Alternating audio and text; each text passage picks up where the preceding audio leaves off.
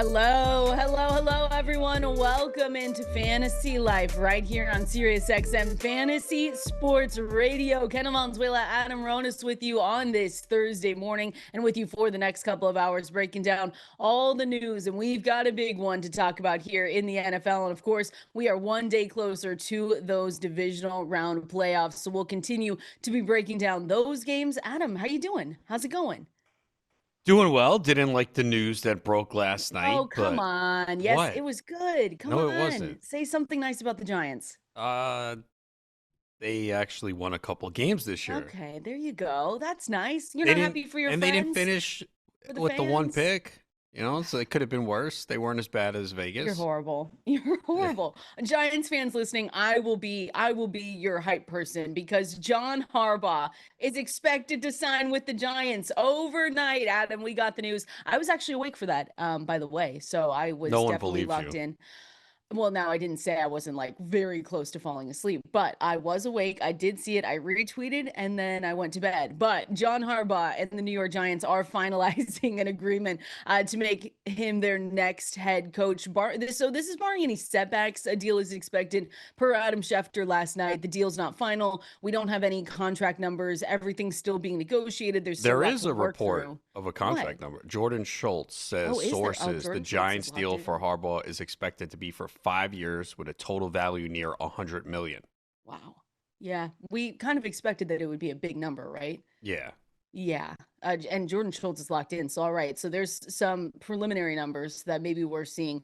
But barring any setbacks, it looks like Harbaugh is ready to accept the Giants deal. We were saying this yesterday. Like, do they let him walk out of that building? Because he was there yesterday. There were reports that he also met with Jackson Dart during his time over there with New York. But this is something they got right. And don't let Adam tell you otherwise. This is a great move. And he's just jealous a little bit because this actually does like push them into it feels like the right direction. There's a lot more that has to go right than just hiring a head coach, but that is a great place to start. There's still, questions about front office and just competency in general, but this is a really good place for them. And Harbaugh, I feel like once he was fired, was he not the favorite the whole time to go to the Giants?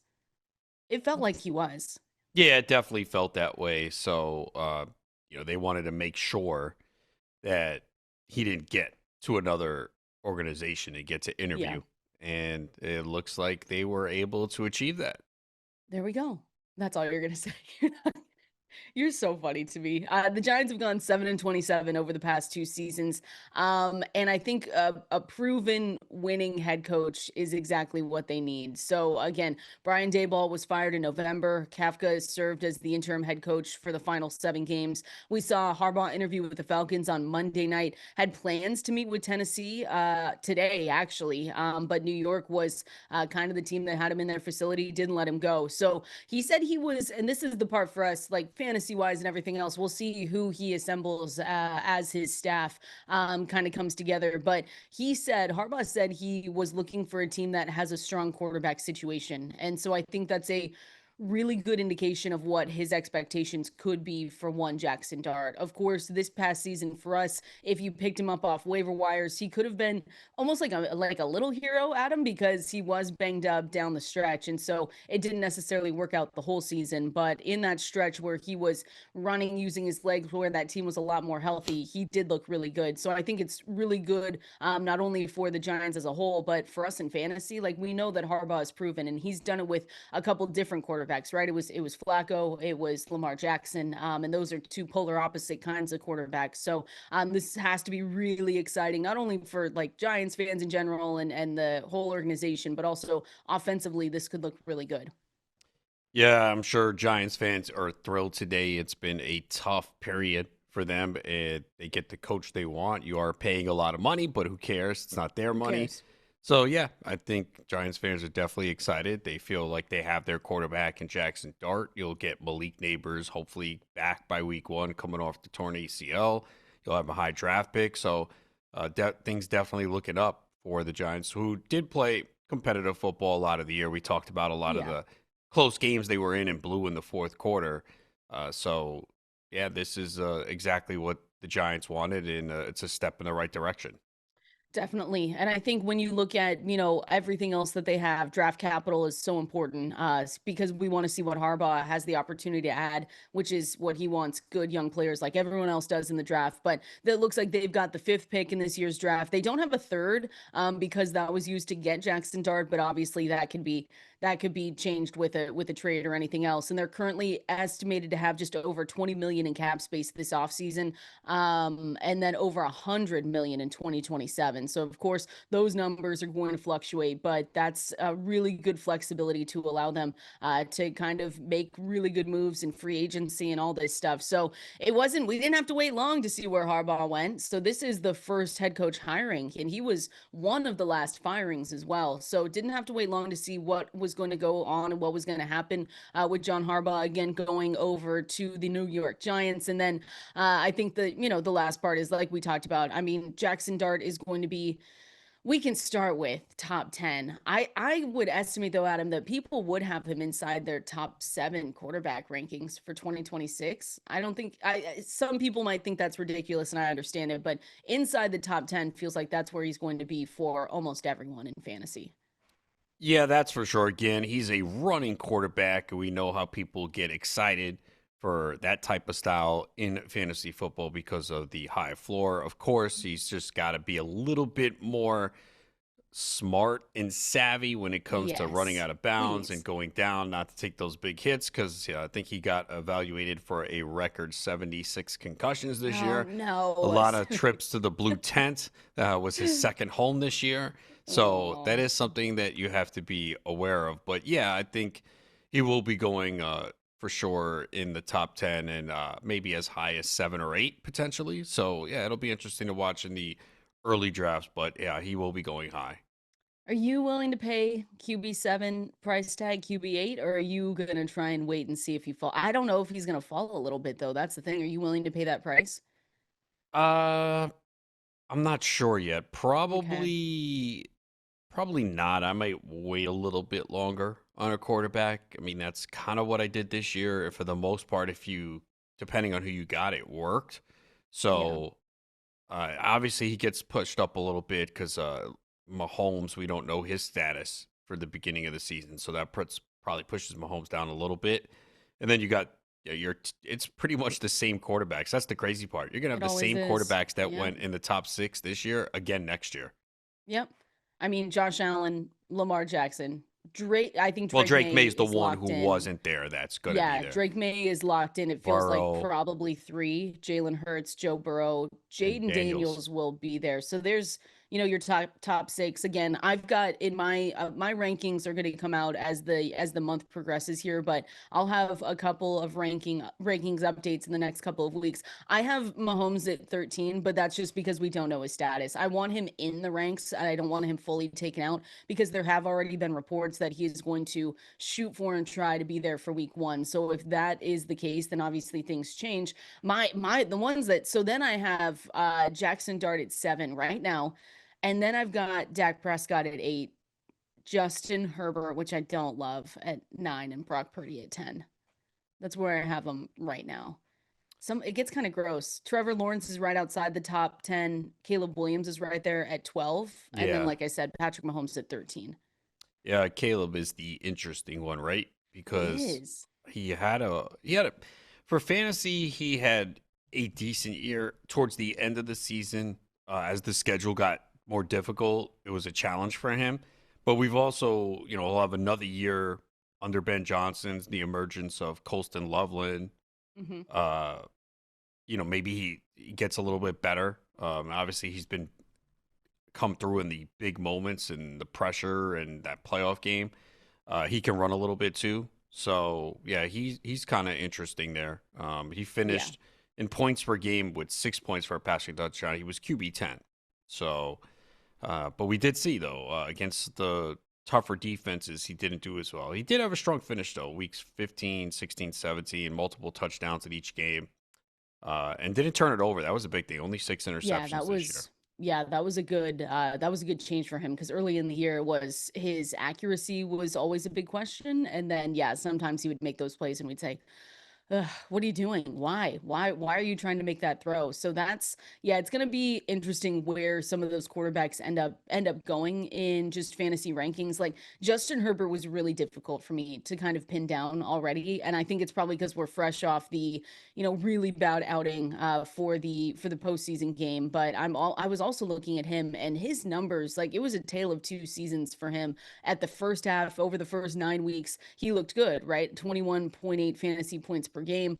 Injuries obviously kind of crept up on him, and he had the injury to his non-throwing hand, which was huge. But that led him to a QB 20 finish over the final 8 weeks of the season. He averaged just 14.8 fantasy points per game. But you look at this team and you say, okay, well, maybe things can get a little bit better. We know they've fired their offensive coordinator. Someone else is going to come in. So maybe that helps. And it's the same thing with the Eagles. Now, the Eagles with Kevin Patullo, he's no longer their offensive coordinator, but Adam, he was not fired. Did you see that? Did you see all those reports? Yeah. He's still going to be on the team, but not with the offensive coordinator duties. So I'm curious what the Eagles do there. But that was something that a lot of people were calling for. Week 3 for Eagles fans, Adam? They were very Week unhappy. 1 or 2, it felt like. Yeah. You win a Super Bowl and then all of a sudden week 3 they're turning on you. But I understand, and it was not pretty for Jalen Hurts in that offense. But Patullo, I don't think we mentioned that yesterday. He's no longer the offensive coordinator. They declined very quickly this season, but still on the staff. So we'll see what ends up happening there. But that's a big question with who they bring in or who they hire, give a promotion to. Maybe it's inside the organization for Jalen Hurts, but I still have him at QB4. Yeah, look, we know what he can do. He can run the football. The offense was just not creative at all, and it was predictable. So, but it's another offensive coordinator for Jalen Hurts. Just I changes know. every single year, so that's always a little bit of a challenge as well. Uh, Learning something different every single year, but uh, you would like to see Hurts probably run a little bit more because that's something that scaled back a little bit this year. A career low since his rookie year in rushing yards, just 421, 8 rushing touchdowns after 4 straight with at least double digits. Did have a career high in passing touchdowns at 25. But yeah, Jalen Hurts has always shown he is a really good fantasy quarterback. So it comes down to who do they bring in as offensive coordinator? What Yeah, kind of changes do we see? Is A.J. Brown gone? But and I think Dallas Goedert's a free agent too. he is. Yep. So yeah, there'll be some changes. But I mean, Hurts, gets criticized a lot, but he does win football games and he does put up fantasy numbers. Yes, he performs despite everything else going on around him, and that's what we want in fantasy. Someone over here on X at Valenzuela 17 at Adam Ronis says, "Where's Bo Nix? QB 15 to start?" And I don't feel bad about that ranking. I might move him up as the offseason progresses, but I have Stafford ahead of him and Mahomes, so that's why he's outside the top 12. Do you think Stafford plays? I don't know. If I'm he putting wins him the there Super Bowl, anyway. wouldn't he retire? You would think, wouldn't you want Right? to like ride off into the sunset Yes. and just say, "Yeah, I'm good to go." That's what Travis Kelsey tried to do, and it didn't Yeah, it necessarily didn't work. work. Um, I don't know. He's looked so good though. Like he had such a good season that you almost think that he could probably continue doing this for another couple years, right? He Possibly looked again. amazing. I don't know. Yeah, I think he could keep going, and again I'd keep him in if he said he was coming back. I'm gonna have him inside the top 15 because of what we saw. I don't know if we're gonna have the regression talks and if he can do all that again, but it was a good enough season where I think he might look back and say, "Well, I could do this again." But yeah, Bo Nix QB 15 for me, and then I got to see a question or no, just a comment here from Joey saying probably taking Caleb Williams over Dart next year. Ooh, I don't think that's crazy at all.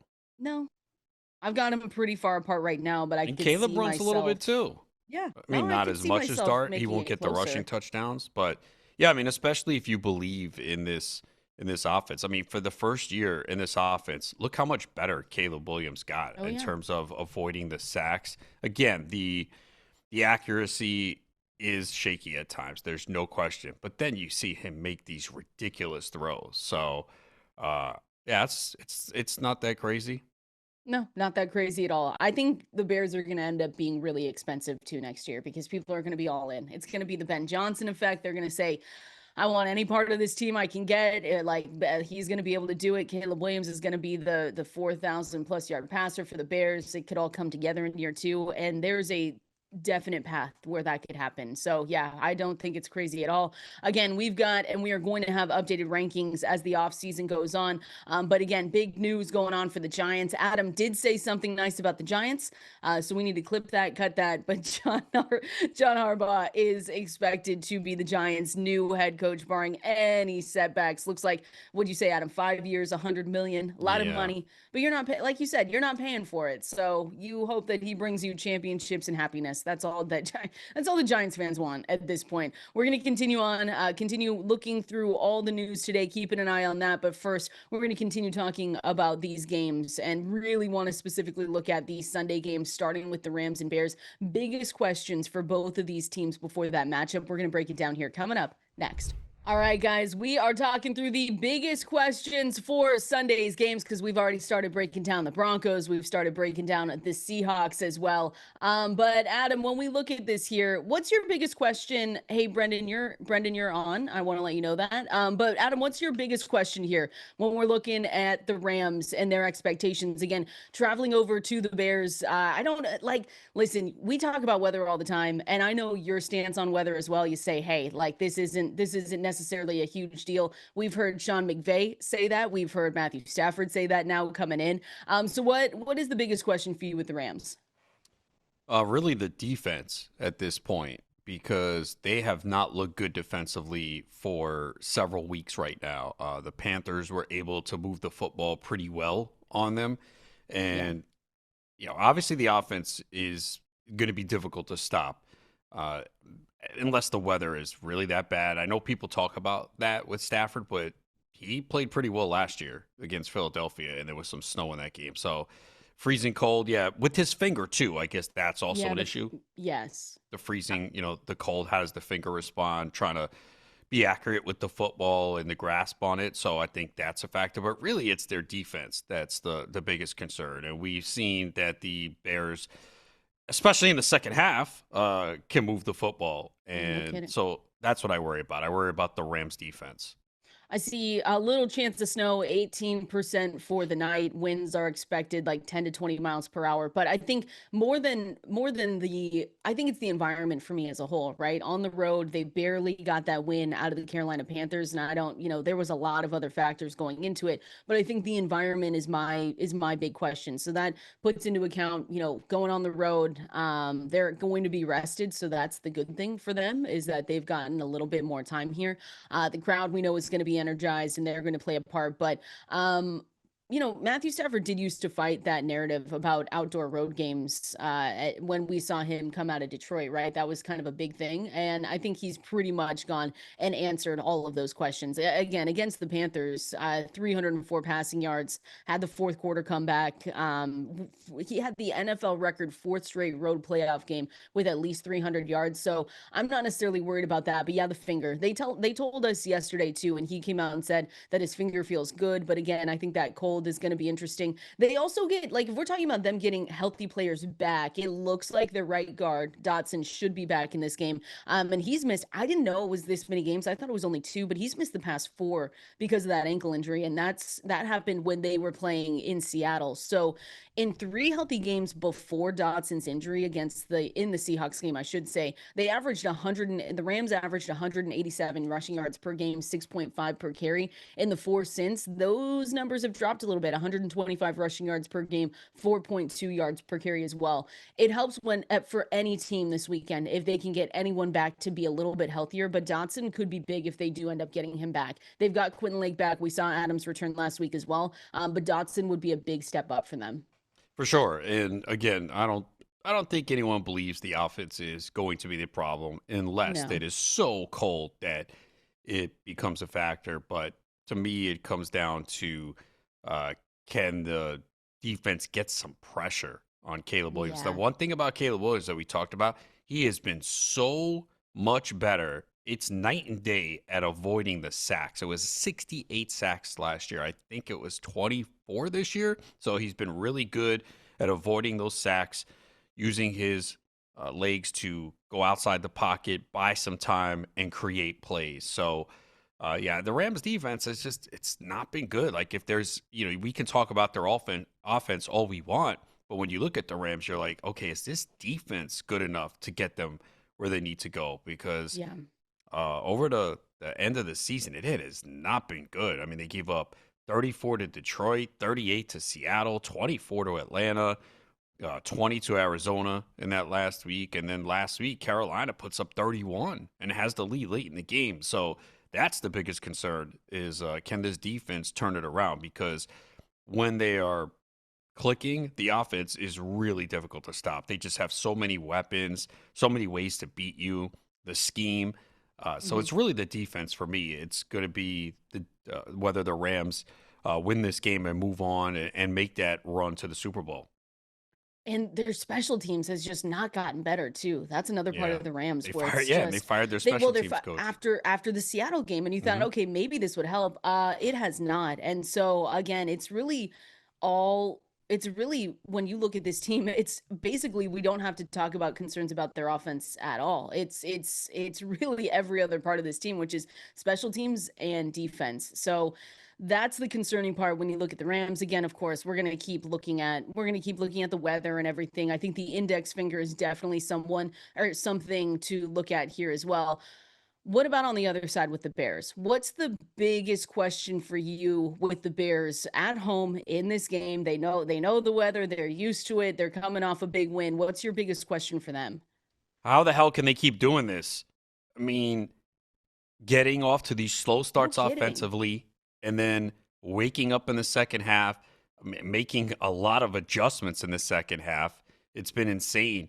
Like we always say it with a lot of these teams when they keep doing something that is improbable, can it continue? They were down 21-3 at the half and came back. So can they do it again? Because there is a good Yeah. chance, especially if they start slow offensively, that you could look up and it could be 21-3 in favor of the Rams. And we're all going to sit there and look at our sports books and look at the Live live bet. odds and go, Yes. can we do it again? And what kind of number are we going to get? Uh, but yeah, I mean, Caleb Williams has just been so clutch. I mean, these throws that he's making in critical spots. Mhm. So they've got to try and avoid this slow start. You don't want to put yourself in that spot again because at some point you're not coming back. So can they start better offensively? Because it seems like it's the script almost every game. They're not good. And then all of a sudden, the second half comes, they make adjustments, and it clicks. So they have to try and avoid that slow start again. Yeah. And their defense is just not good. That's the problem. I mean, again, Green Bay did what they wanted in the first half. And I don't know what happened in the second half that Green Bay didn't adjust to what Chicago was doing. Jordan Love mentioned it, that they didn't do a good job adjusting. So it really is for Chicago trying to find a way to get off to a better start on the offensive side and try and get a turnover. I mean, that's going to be Yes. massive because I don't see them slowing the Rams offense down unless the Rams just really struggle with the elements. But we did see Stafford have a really good game in Philadelphia last year. I don't remember, was it snow throughout the entire game? It Oh, was I snowing. can't it I was know it was snowing. snowing I late wanna too. say that, yes, it was snowing the Okay. entire time. Yeah, because I remember Um, late in the game it was mhm. snowing when he had that incomplete pass along the sideline to end it. I think it was towards Cooper Cup. But yeah, I think the Bears are just gonna have to find a way to get off to a better start because I don't know if they're down 21-3. I don't think they come back against the Rams. The Rams are very, very much aware of this Bears team. Everyone is now, and they will not be comfortable even with a 21-3 lead after what we've seen No. Chicago do this year. But what makes Chicago so threatening is even in that last game, right? Come from behind win over the Packers. They entered that fourth quarter, it was down 15. And you say to yourself, they can't keep doing this, right? Maybe this was just regular season magic. But I mean, Caleb Williams, for what it's worth, when we talk about like Mahomes magic. Like, he has that this season in the off season and throughout the regular season. He's one where now you just have to say, well, they're not out until it's double zeros, triple zeros, whatever it is on the scoreboard. Like, they are in these games until they're not. And so that's what I think is so impressive, and why maybe they could be threatening in this game this weekend. It's that they're winning despite not even being the best versions of themselves. Because we've seen glimpses of what they can be when they do have full games, but they do, like you said, they take so long to get going that sometimes we don't see that for the first couple of quarters. But imagine the second half Bears. If we saw that throughout the whole game, then you say to yourself, wow, this is definitely a team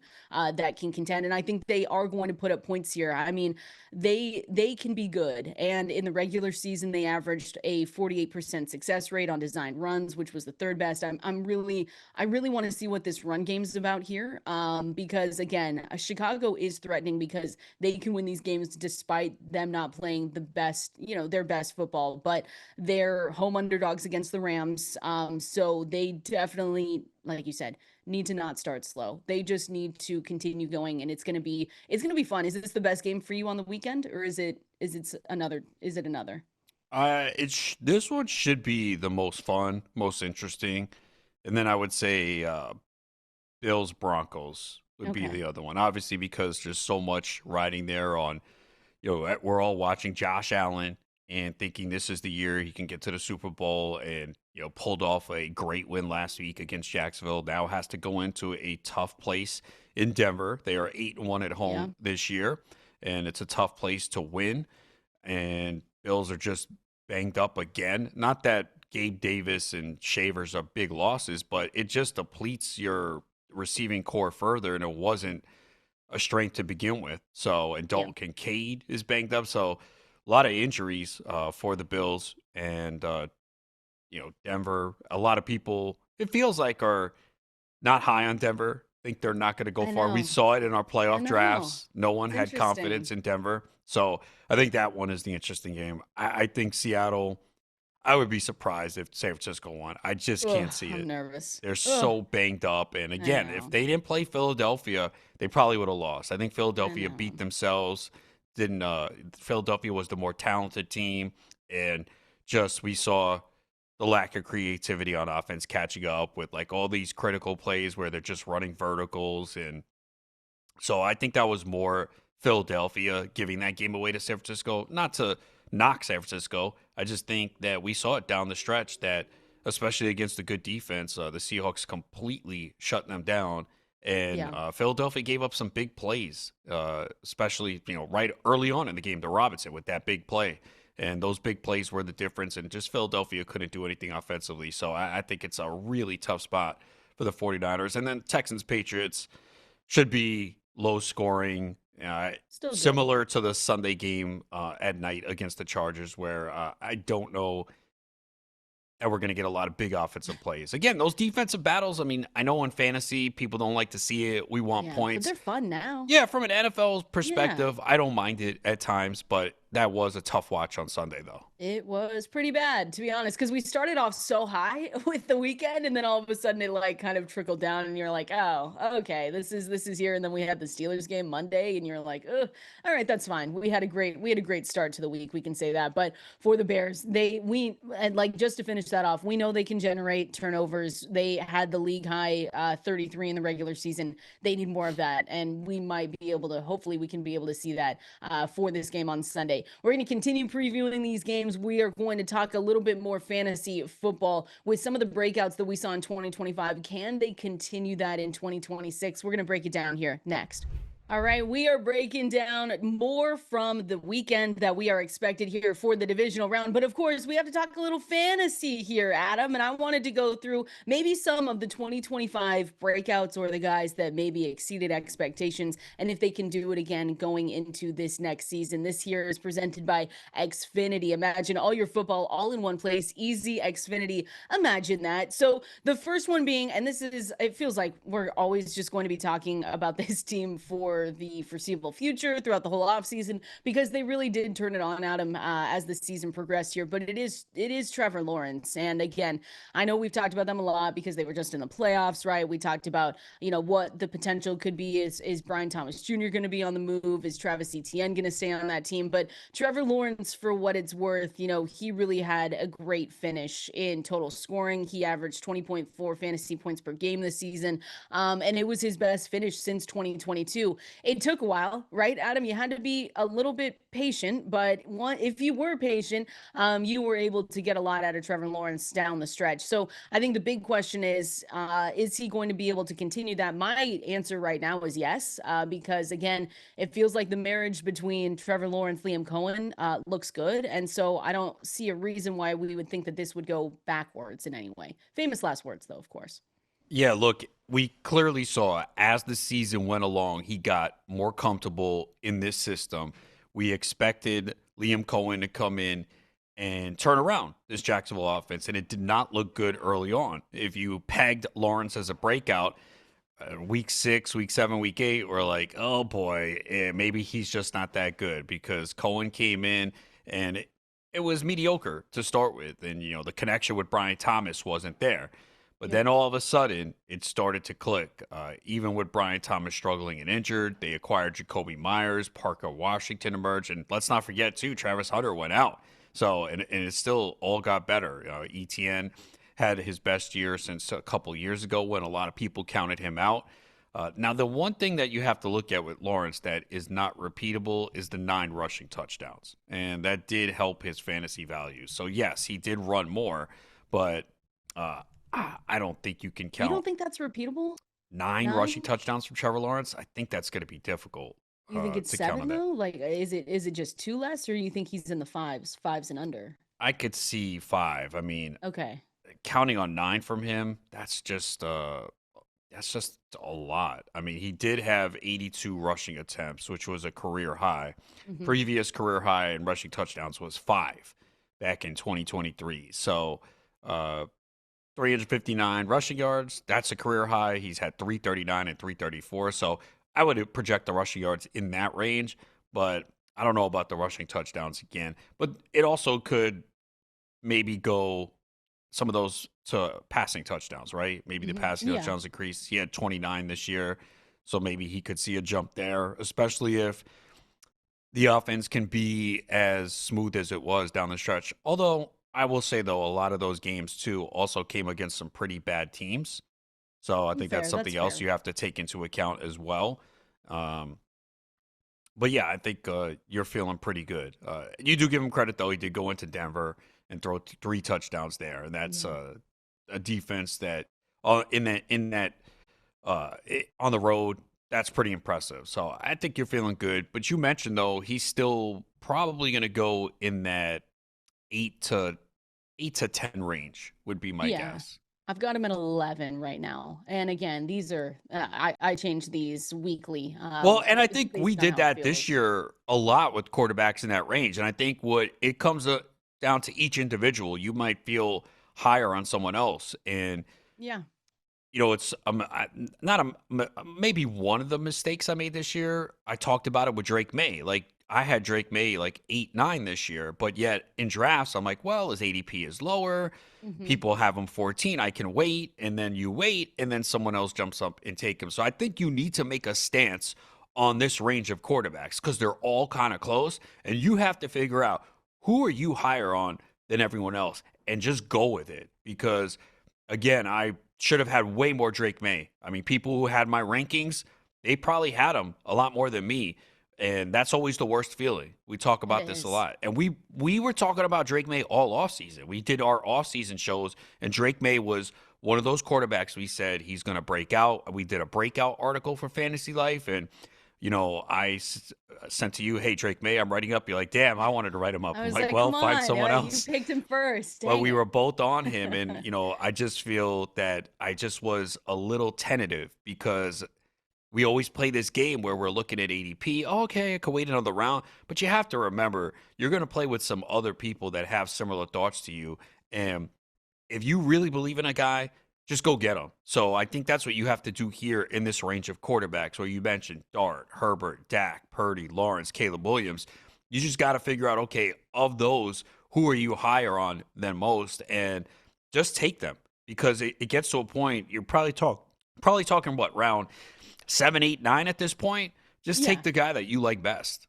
Absolutely. And it's the hardest part because when you told me you only had one piece of Drake, man, I was like, what? We loved him. And we've done that before. I've done that with not just quarterbacks, but like receivers that I liked. And I said, oh, I think Chris Olave this year, I liked Chris Olave a lot more than I think others. And we wrote about him a lot. And because of his ADP, I got a little selfish and I said, well, I can wait, a round or two. And then he was always gone. And you just sat back and you said, well, why would I do that? So that range especially, and everything's going to change. But in that range for me, Brock Purdy QB 10, Trevor Lawrence 11, Caleb Williams 12. I do have Patrick Mahomes in there at 13, Stafford 14, Bo Nix 15. But if you like other guys in there, if you think Baker Mayfield can get back to it, you're going to take him ahead of some of those guys. If you actually like Bo Nix and you think he should be close in the top 10, you're going to do that as well. So it's going to be, it's going to be one of those things with Trevor Lawrence where I think it just depends on the draft that you're in. But if someone really likes him, he's going to go early. If people are a little bit off or a little bit scared, I think that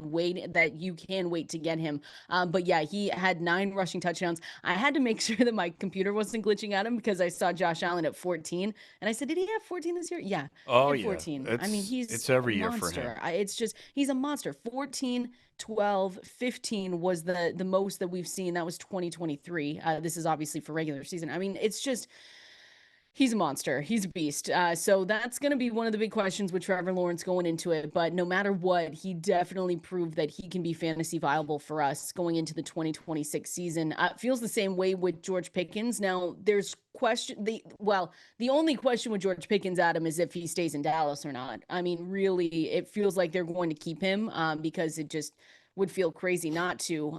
But we knew that Pickens could be, and you were especially pounding the table and saying you need to take George Pickens in this offense. And CeeDee Lamb went down with injury this year as well, but Pickens is only 24, and he proved that he can be an elite wide receiver.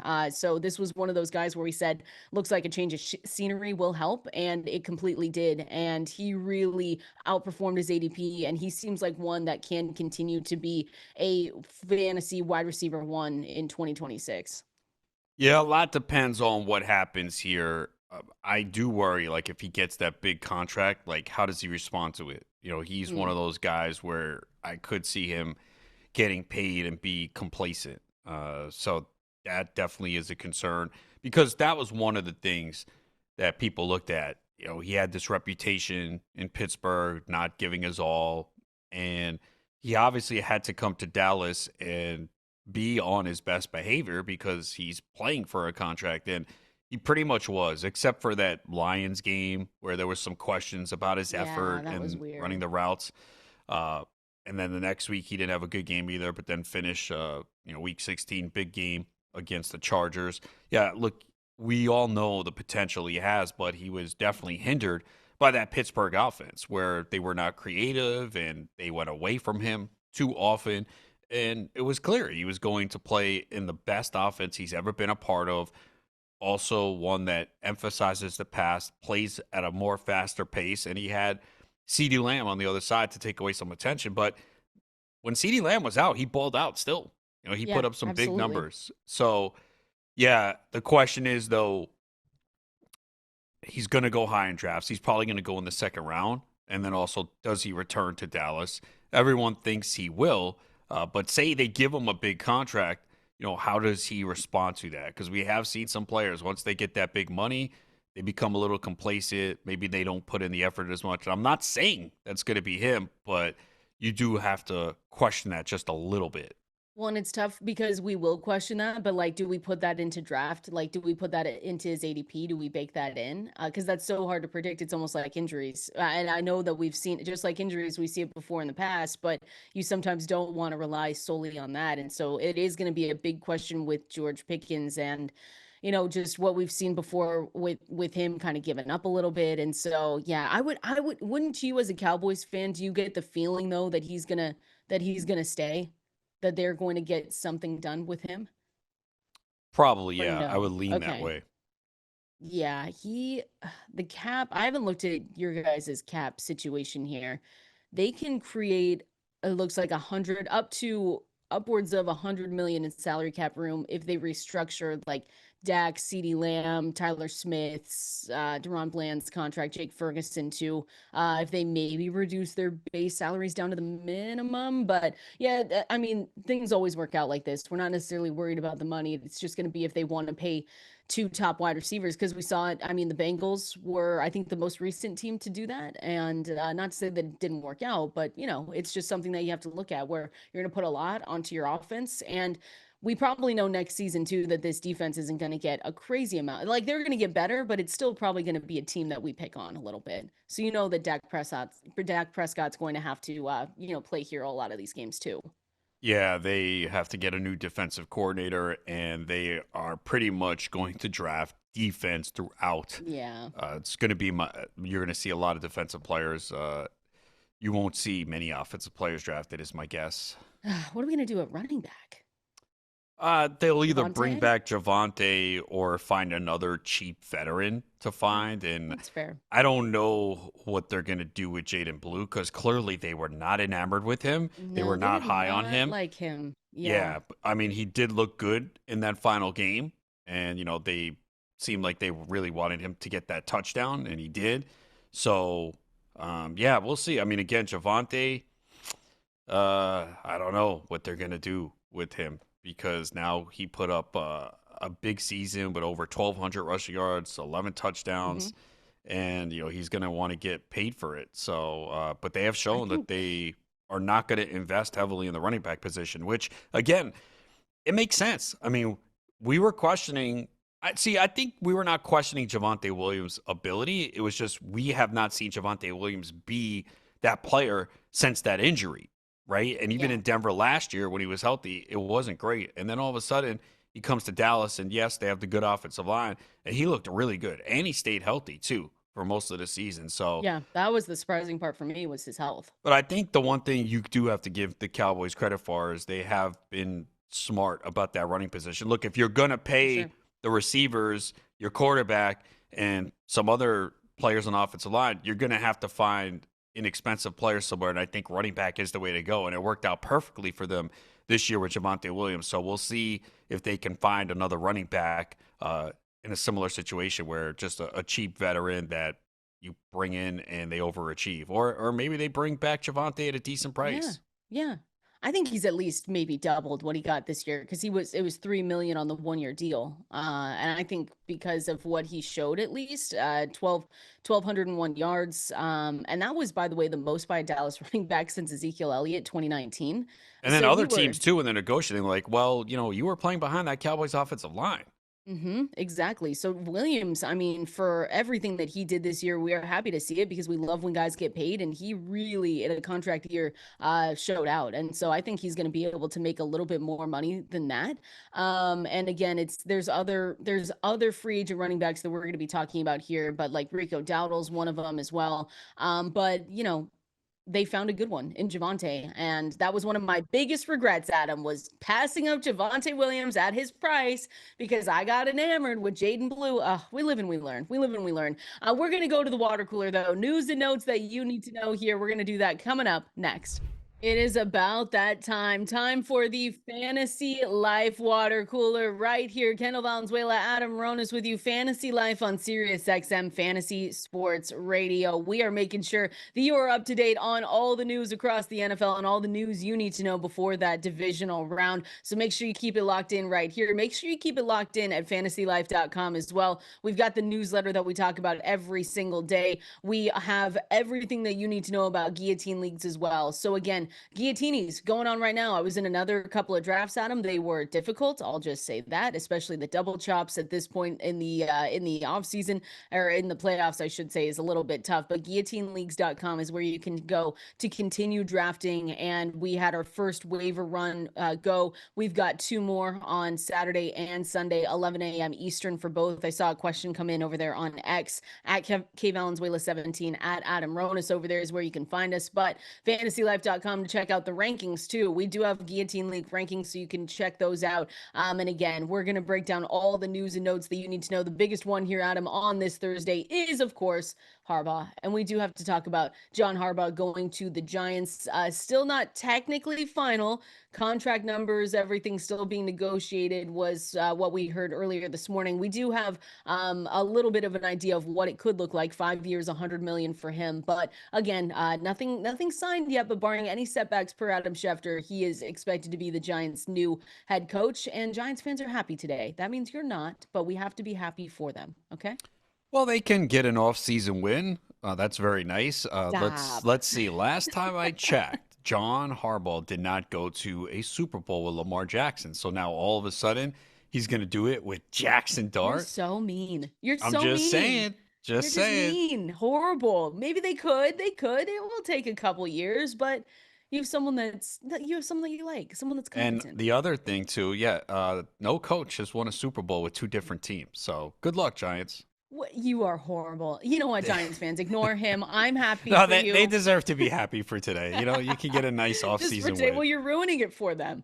How? I'm not. Congratulations. Yeah, great. You're so. We always see teams that win the offseason headlines always do well the next season. Hey, the Bears aren't doing too bad this year. Remember, that's usually the Bears, right? They win the offseason and then nothing happens. They're doing all right. They are. That's fair. That's fair.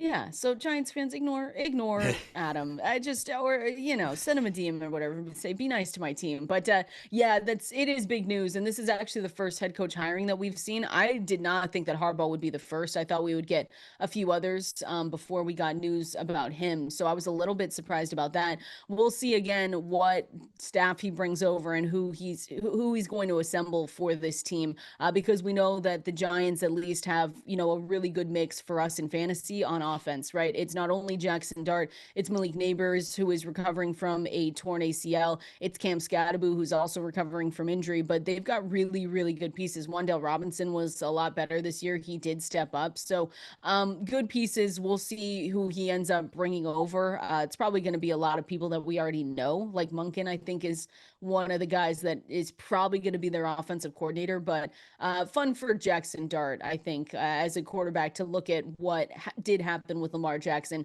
Not saying they're the same, but when we're talking about more mobile quarterbacks, we know how that's worked out in the past. Yeah, look, it is a good day for the Giants. You could see the excitement for their fans because they haven't had a lot to be excited about, and getting a coach was extremely important with what they've been through. And you could say what you want about Harbaugh, but does have a lot of success in winning seasons, and they needed that leadership to come in here.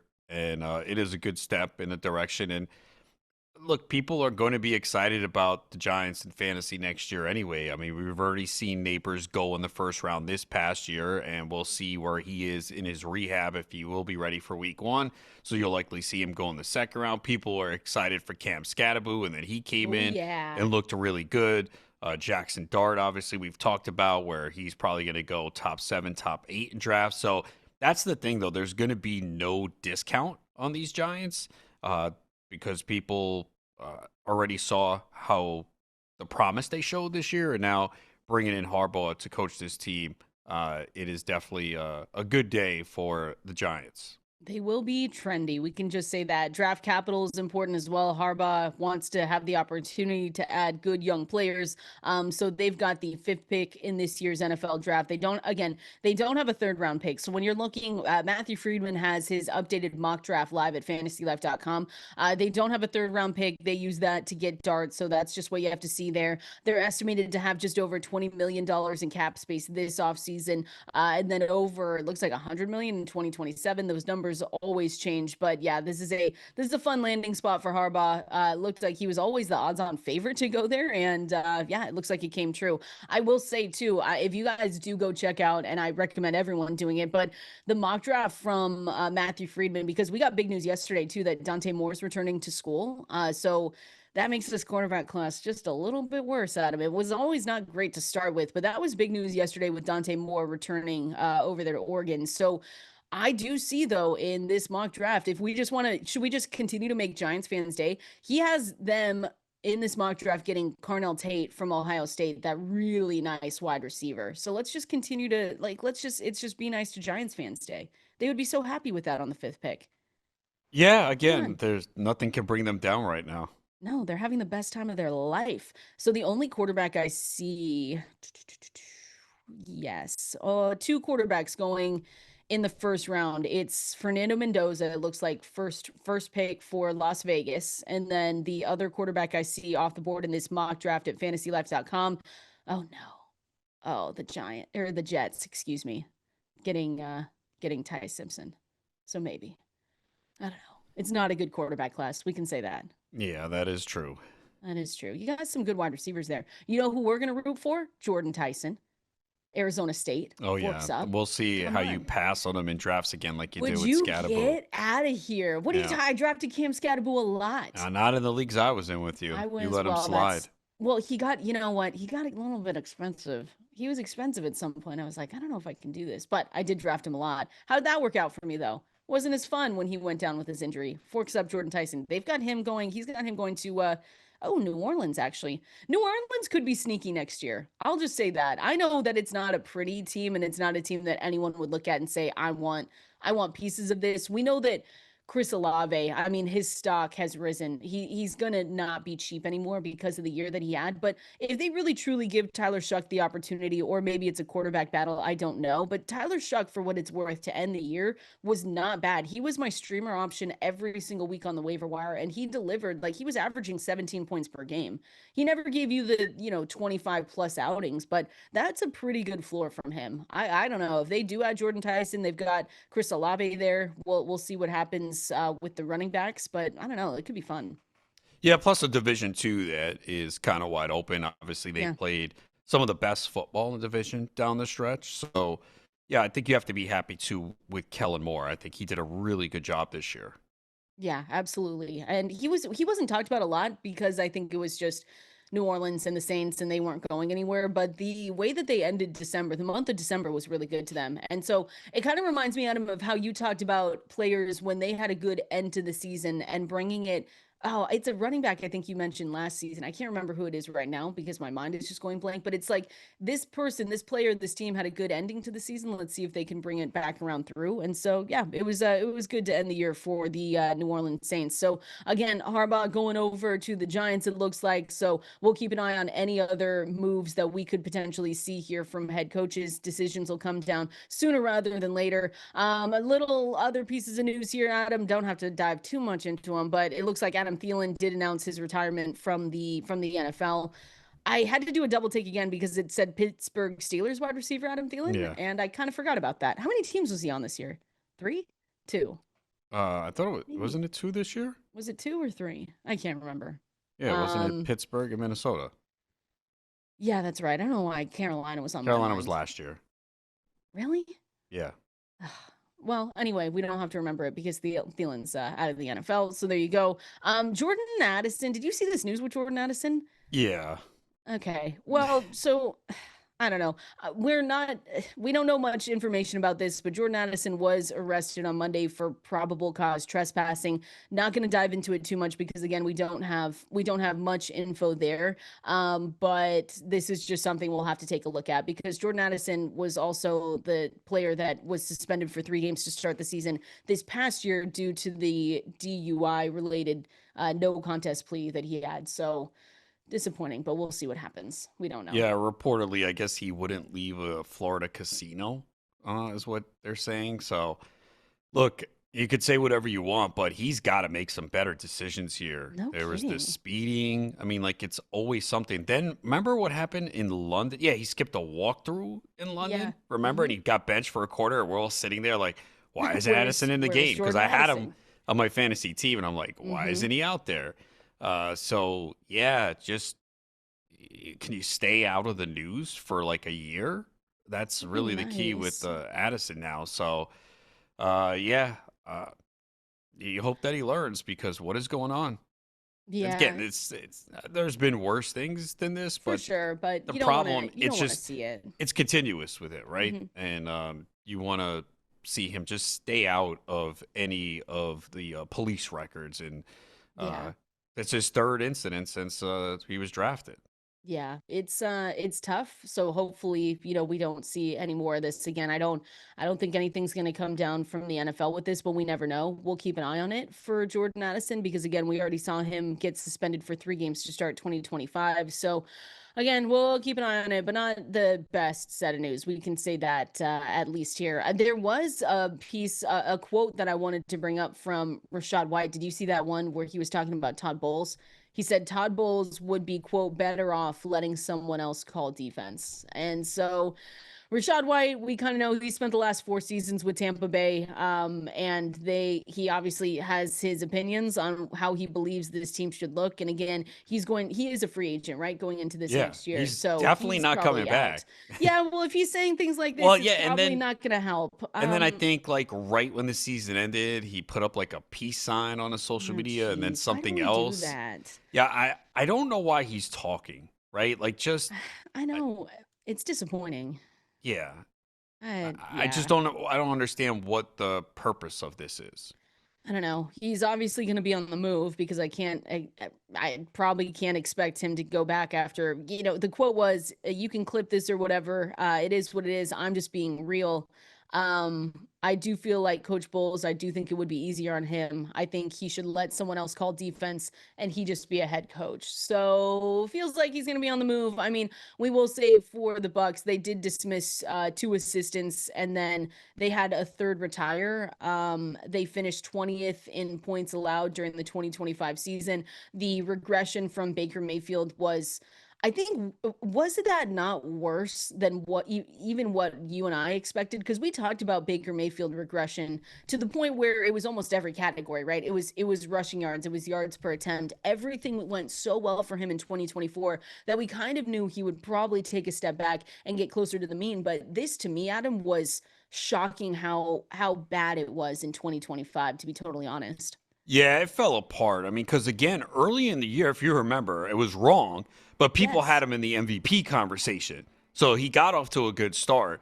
Obviously, there were a lot of factors there, the injuries, Bucky Irving being out, offensive line not being as good, Mike Evans, Chris Godwin. So there was a lot of factors there. But you watch Baker Mayfield play this year, he was not the same quarterback, and he probably was playing through injuries. I'm surprised we haven't heard yet that, yeah, he had this, he had that, he needs surgery. I haven't really seen anything on that yet. But look, it was easy to see that he was not going to repeat. So if you drafted him, that's on you because he had a 7.2% touchdown percentage last year. His career mark is 5%. Even in his first year with the Bucks when he was really good and he had 28 touchdowns, it was 4.9%. What do you think it was this year? 4.8%. So he went back to his level and it resulted in 26 touchdowns. So we knew he wasn't going to get 41. You figured 28 to 30 was probably what you were going to get. And there was no way he was going to come close to the 4,500 yards that he had in 2024, where he completed 71.4% of his passes. Yeah. His career mark is 63.5%.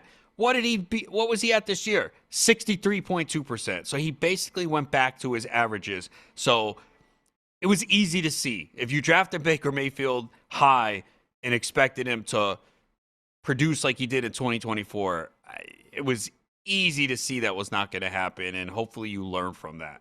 Yeah, it was just way worse than even I expected. Even with him, regressing, it But didn't.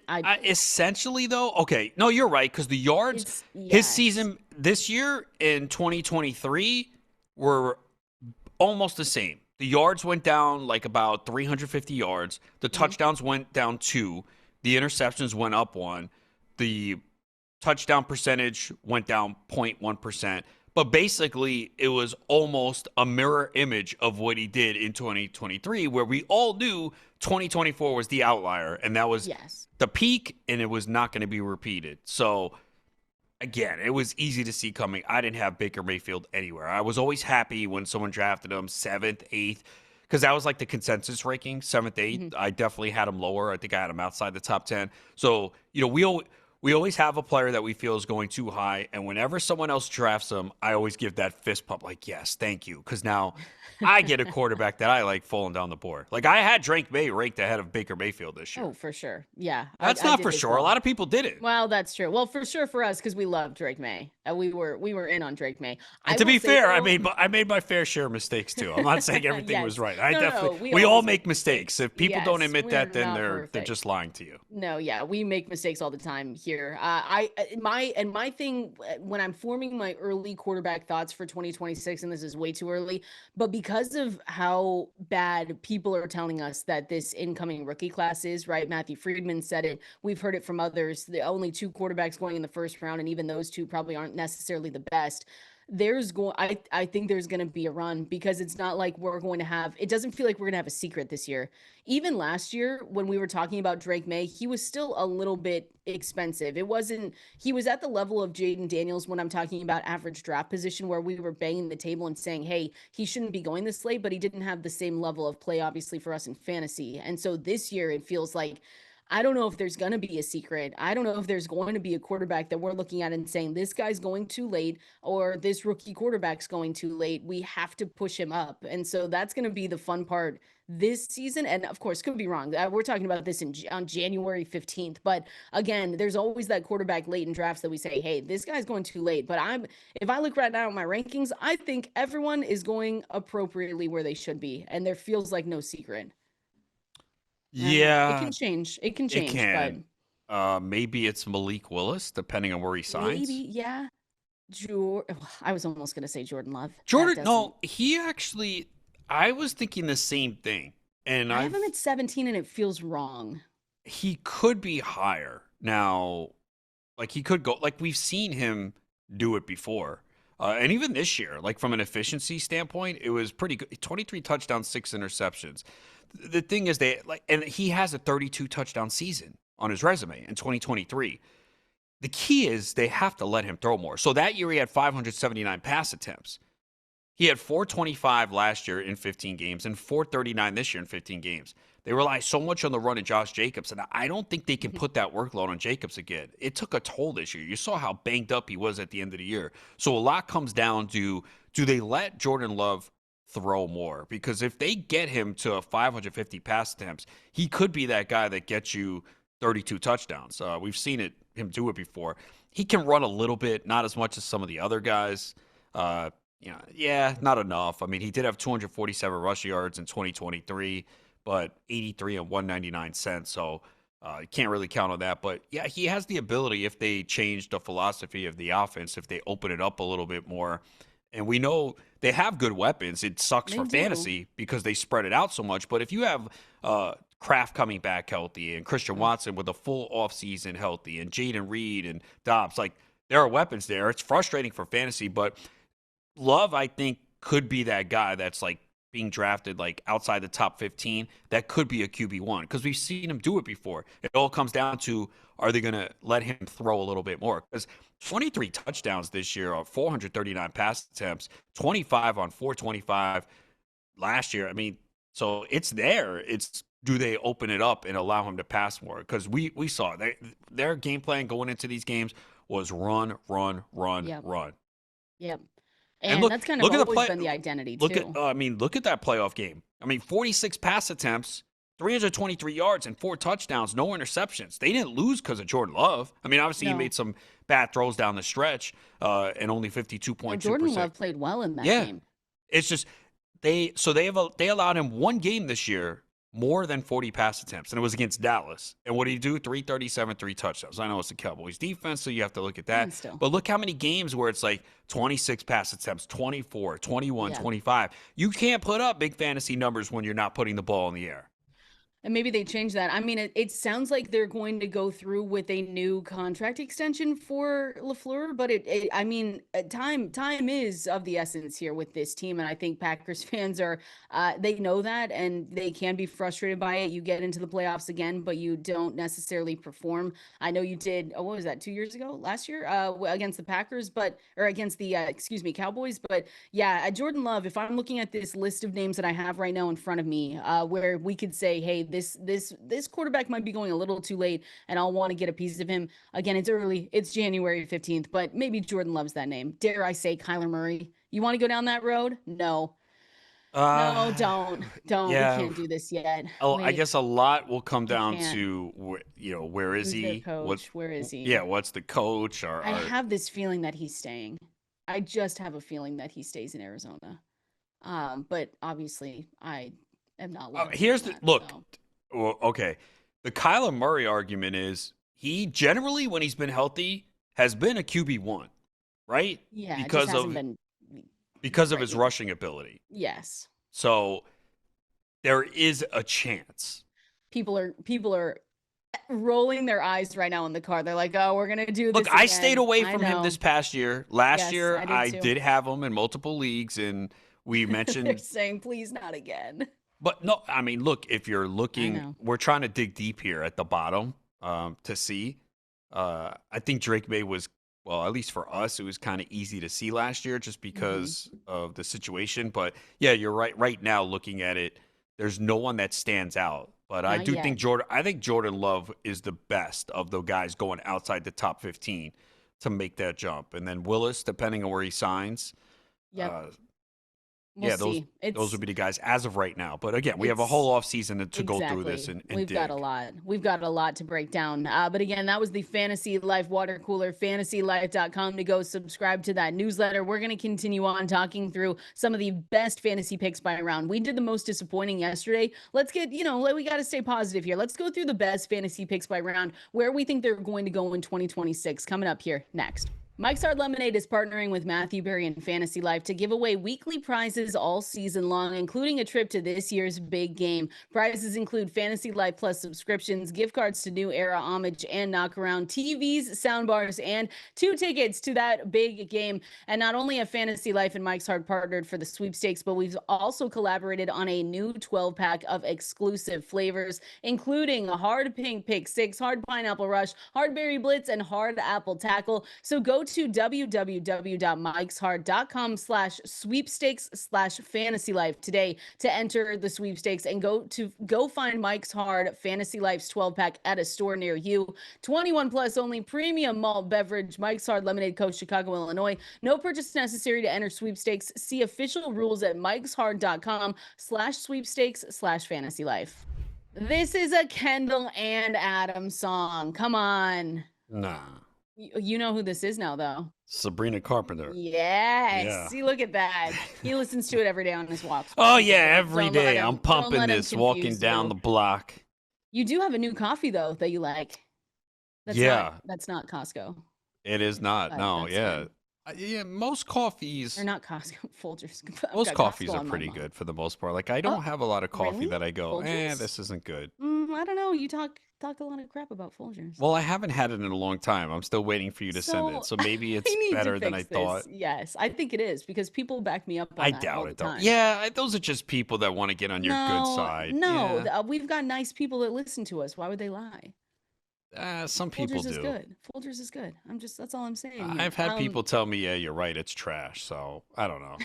Then again, Well, it same comes with to who was saying that about Costco pizzas yesterday. That was false. Everyone agreed with me and Brendan and Tim that it was good but pizza. let's remember, sometimes the consensus is wrong, Well, that's fair. right? Well, we don't live in New York, so I think Costco pizza to me is going to be good. Okay, well, Better than maybe one others. day I'll try it.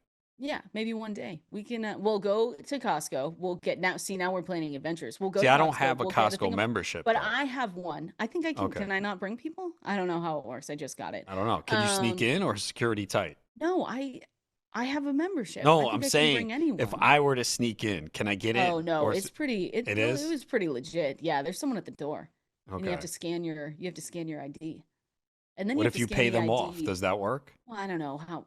What? No, stop. Get out of here. Just Slip them go a with 20 someone just to that get has- in and get like, yo, look, I just want to try some pizza. Can you But let then me you're gonna in? have Slip to them a pay 20. the person. You're gonna have to pay the person at checkout too, because you have to scan your card when you're in the checkout line too. Oh my damn. And then you have to show them when you're going out. Oh, this is Pretty rough. tough. Say I Yes, dropped my you'd have to card. I give- lost it. It's somewhere in the No, store. they You want to don't. help Then me they'll look? tell you to go. They'll tell you to go to customer service, and they'll say, "Oh, Adam Ronis, we don't have an Adam." And then I'll Ronis just here." give them your number. Like, just give me your What? number. No, it has my photo on it. No, it's locked in over there. You can't do that. Okay, You're gonna have to be giving out a lot according of to Brian, you 20s. can bring people. The member just That's has what to I pay said. I for don't know why everything. you said you had to sneak But in. I I mean, just I'm said you not come with with you me. right now. You're like in a different state Well, come to across the. California. You need to Okay, yeah, I'm gonna go to California just to get this Costco pizza. It better be damn good if I'm gonna travel that far. I'll tell you that right now. Why are you here, sir? Oh, I'm trying Costco. Yeah, I just tried the pizza. Where you from? New York. You couldn't go to one in New York? Nah, I don't have any friends here that have Costco memberships, so I had to make the trip out west. All right, fair enough. We'll do other things besides get Yeah, Costco Dodger pizza. dogs, and yeah, it's gonna have to be a We'll whole spend trip. all our money. I'm crying. That is so dang funny. Anyways, yeah, Costco pizza, Costco Folgers, whatever you want. Those are the best and the best around from 2025. I don't know where to go from here, Adam. I was crying. I'm laughing. I'm crying. The best fantasy picks by round though, from 2025, and the guys that definitely outperformed their ADP. And here's the thing: I wanted to go through this to see if they could do it again. So would you agree that J.K. Dobbins was one of the better picks in round 9? Even though, so I know he got injured, and he honestly stayed a lot healthier than I thought that would be earlier in the season. I took no J.K. Dobbins, and I was really regretting it, like really halfway through the season. But if he didn't get injured, it feels like it was fair to say that he was going to continue paying off that ADP. So I want to know with you, I think J.K. Dobbins was definitely one of the best picks in round 9 based on other players that were going in that range. Like we talked about Joe Mixon yesterday. Tank Bigsby was in here. Josh Downs was here as well. Do you think that we're going to go back to him though? So I did have Dobbins in a few leagues, and the injury really hurt because it was tough to find a replacement. I took him Mm-hmm. sometimes as my RB2, more maybe RB3, but he did wind up going into my lineup as an RB2. I would say, look, the people, you know how it is, right? There are always players that get labeled injury prone. They get off to a good start. People are upset because they didn't draft him. Then they get hurt. See, I told you, Dobbins can't stay healthy. So he's going to have to deal with that. And you just look at his career, it's always been that way. He just has not been able to stay on the field. So you could say, well, it's not a surprise that he didn't make it through the Yeah. entire season. He's never had 200 carries in his career. Did have 195 in 2024. All right, But the close enough. one factor that kind of hurt him though this year is just the lack of involvement in the passing game. So even if he had finished the year, what was he going to have? I don't know, 6, 7 rushing touchdowns maybe. He had 4 in 10 games.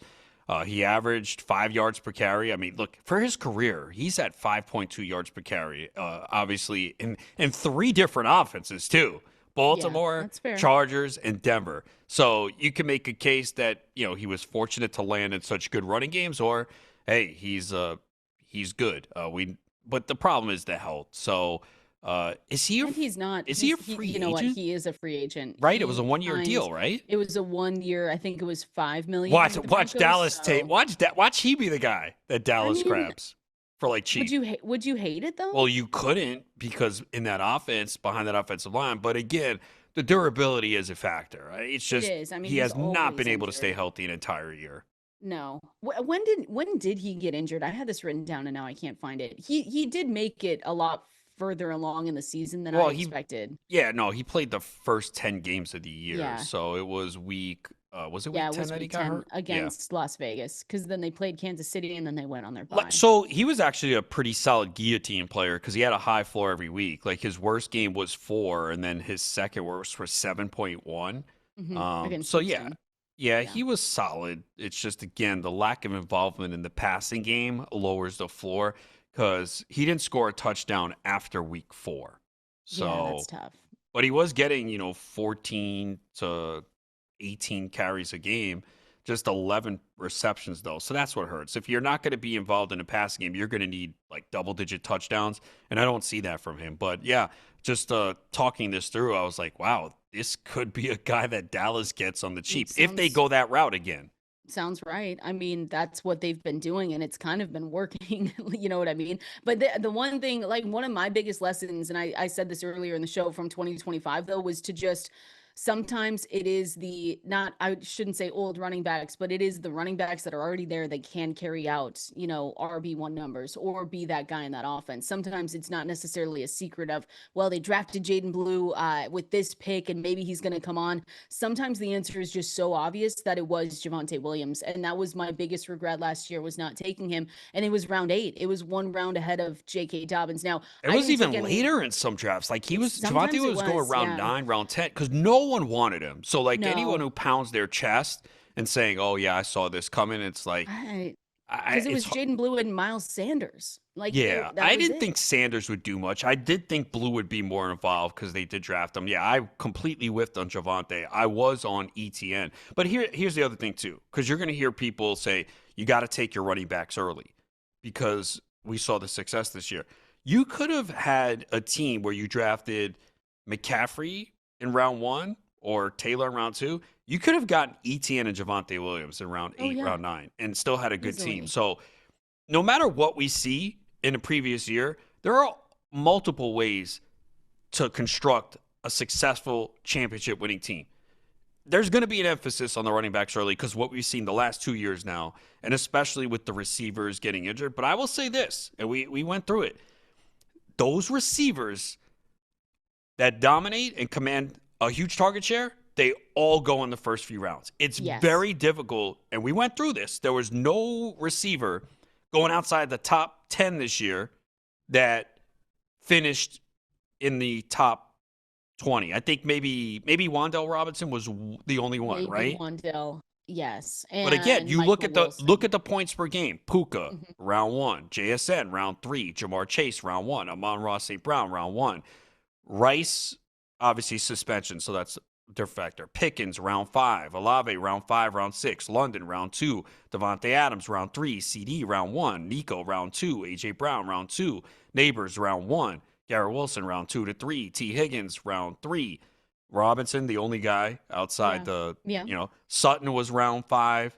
So that's why you want to try and get those receivers early, because you usually don't find them late. And it falls off so quickly too. Yes. So that's why I understand the when you look at running backs and you look at the CMC managers and the Bijan Robinson managers and you get a little bit jealous, you get envious, and you say, "Oh, I just need to anchor my team." And while I still think, that's something that I'm doing next season as well, of what I'm going to look at is like anchoring my team in the first 2 rounds with one elite running back, the rest of the way you have to, or at least you want to try to get those elite receivers, because I'm looking at 5th round. This is underdog, so a little bit different. Here are the guys that went in the 5th round. I mean, already here, I think there's a huge drop off in talent. But you had Travis Hunter, you had Ricky Pearsall, you had DK Metcalf, you had DJ Moore, you had Devontae Smith, who is good, Jalen Waddle, still good, Emeka Egbuka was good for a time, and Zay Flowers. Like, there are drop offs after. What running backs were in that round? Chuba Hubbard and Alvin Kamara. Okay, so basically round 5. Yeah, round 5 tends to be a bust round every year. There's a drop off for sure. I mean, even in the 4th round, it was Travion Henderson. James Cook was there, which just that is the one goodness. that I know. that is the one we that shake our heads. Yeah. I know. But again, the discussion for me, at least with James Cook before the year, was how is a running back that got, was it 207 carries, I believe, the year before? Like, let me look. Yeah, it was 207 carries, right? But I guess the thing that we should have looked at was they paid him. And at this point, they're trying to win a championship, and he went up 102 carries. 102 carries. Like, they did so exactly obviously, what we said. If we knew that, then yes, he would have been a 2nd-round pick. Of course. But I remember comments from the GM like, yeah, well, we want to keep Cook healthy, and we're still going to use Ty Johnson and Ray Davis.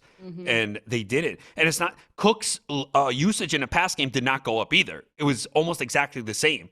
He had 32 receptions, 24. He had 33 this year. Again, I don't understand why. He's really good in the passing game, so I don't understand why they don't use him more.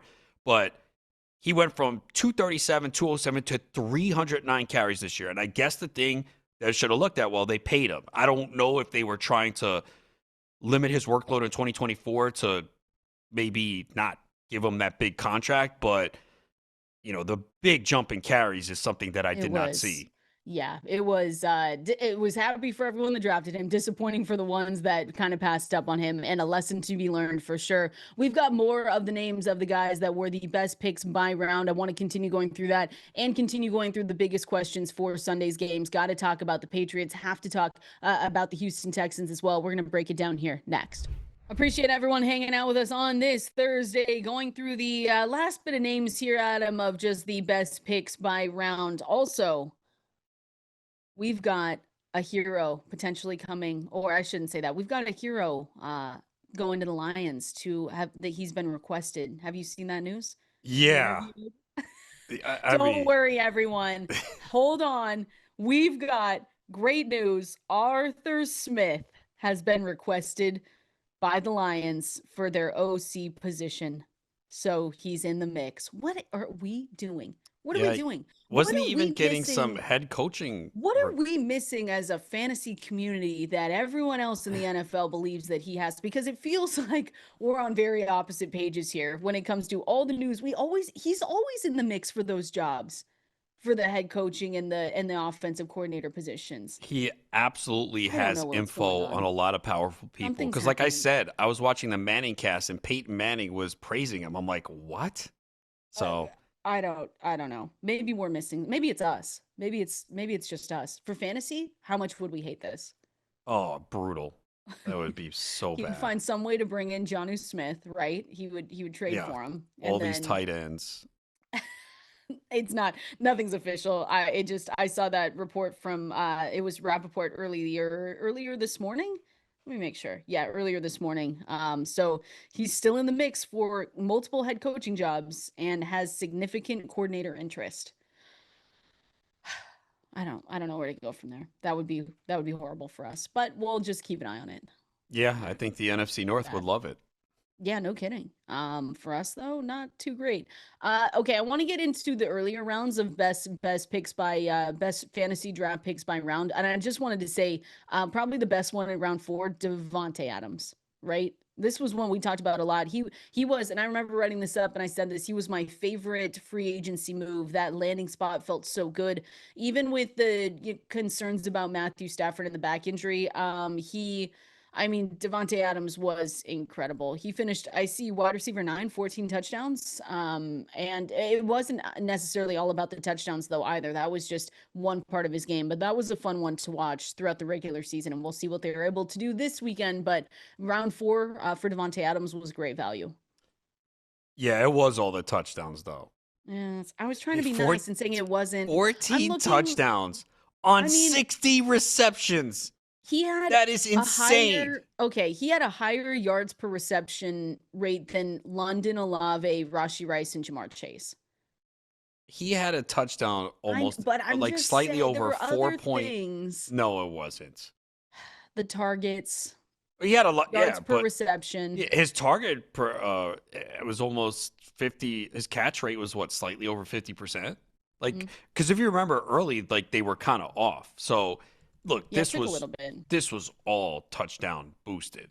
I mean, 60 catches on the year and 14 touchdowns is insane. So then is he going to be regression for you next year, and you're not going to? You know what his catch rate was? 52.6%. So you're not going to draft him next year? Probably not. I mean, come down. Well, again, I still want to see if Stafford is there because, if he wins the Super Bowl, I could see him gone. What is Adams now? 34, right? Yes. He got hurt late in the year. I will say he's one of those receivers that has aged well because, he can still get open. He can move. So it's not like he's this big-bodied receiver that weighs 240. Those don't age well. He turned. He's okay. He's 33. When's his birthday? I just saw it. It's a Christmas Eve. Oh gosh, yeah, it's December 24th. Yeah. 1992. It's just you're asking a lot for him to do that again. All right. You're what? Where are you drafting him? 3rd round. That's probably where he's gonna go. Probably. I think some people might take him in the 2nd, to be totally honest with you.